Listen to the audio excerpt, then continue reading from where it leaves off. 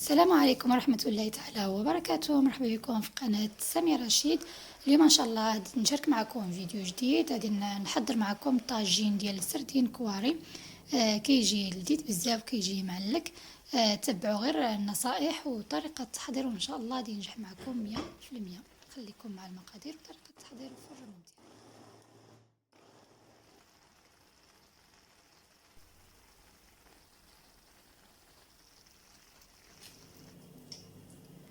بالنسبة للسردين كيبقى على حسب أفراد العائلة. أنا هنايا عندي كيلو. من بعد ما غسلته حيدتلو الشوك، داك الشوك الغليظ كله خصو يتحيد. وبالنسبه للجلده اللي بغى يحيدها يحيدها، واللي بغى يخليها انا كنخليها على حسب الكاره. كانت عندي الكاره كنحيدها، ما كانش عندي الكاره صافي تنخليها، يعني ماشي مشكله. صافي وكنغسلوه مزيان تنخليوه تيقطر مزيان من داك الماء. عاد نطحنو باش فاش لا طحناه ما يجيناش يميه. انا هنا كنقسمو غير على جوج باش كيجيني سهل في نطحنو. يمكن لكم ديروه في الهاشوه ولا بديك الطحانه اليدويه، ديك راه كتصفيه زوين، كتحيد له الجلده، كتصفيه من الجلده وكتصفيه من الشوك. استعملت نص ربع بصله وقشور ديال الحامض مصير، شويه ديال الشحمه ديال الكلوه من الافضل، جوج فصوص ديال الثوم. وغادي ندير معاهم الفلفله هكايا حمراء. هذيك الفلفله ما عنديش مشويه، كانت عندي في الكونجيلاتور.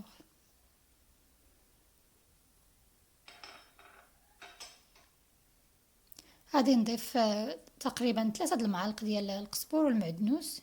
كل ما كان الكميه كثيره كيجي يعني من الاحسن. بالنسبه للتوابل، فلفل احمر، زرع القزبور، الكمون، السودانيه او الحار تيبقى على حسب الرغبه، شويه ديال الفلفل الاسود، والملح كيبقى على حسب الذوق.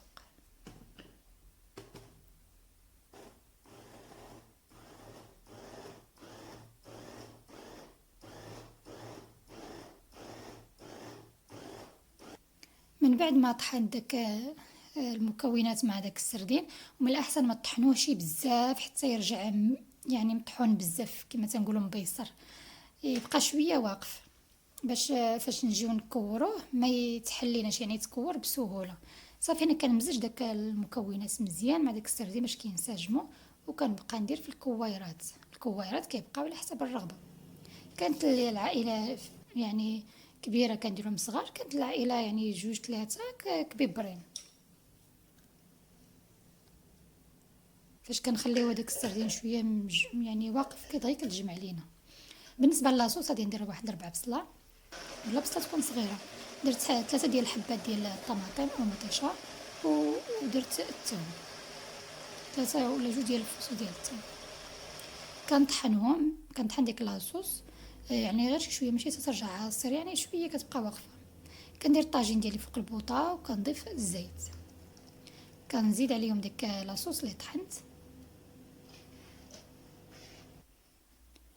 وكنزيد معلقه ديال الطماطم المصبره، معلقه يعني صغيره. بالنسبه للتوابل كنضيف الفلفل الاحمر، شويه ديال الكركم، زرع ديال القزبور والكمون والفلفل الاسود. وإلا كان عندكم الزعتر، انا ما عنديش متوفر، يمكن لكم ديروه مع الكويرات ديال السردين وديروه فاش كيطيب الطاجين من الفوق شي شويه.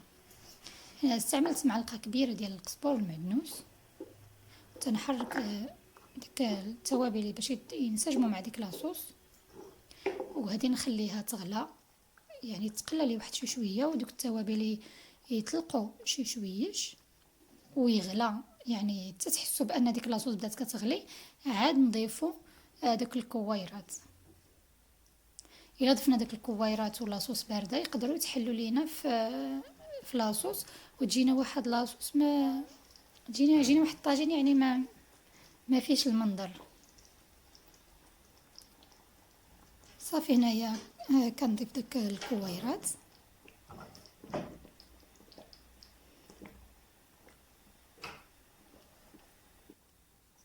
وغادي نغطي الطاجين ونخليه حتى يشرب واحد شي شويه. عاد نكمل نضيف عليه شويه ديال يعني الخضر. ضفت انا شويه ديال الفلفله الخضراء، واحد المزيودات حمراء وخضراء، والحامض مصير. كنسد عليه وتنخليه حتى كينزلوا داك الفلفله والمزيودات. الا ضفنا هاد الفلفله والمزيودات في الاول، يعني فاش يلاه حطينا دوك المزاود، عفوا داك الكويرات، غادي ينزلوا لينا لتحت وما يبقى حتى حاجه كتبان، ويجينا واحد المنظر ديال الطاجين كاع ما يعني ما يجيش فيه المنظر. صافي من بعد ما سديت عليه الطاجين ودبلت لي ديك الفلفله ودوك المزيودات، ضفت انا زويتنات وشويه ديال مطيش هذيك الطوماط سوغيز وشويه ديال المعدنوس من الفوق، وكنخليه شي شويه كيشرب كيعقد كيتلبى ديك لاصوص مزيان كما يعني كتلاحظوه في الفيديو. صافي وغادي نطفي عليه النار.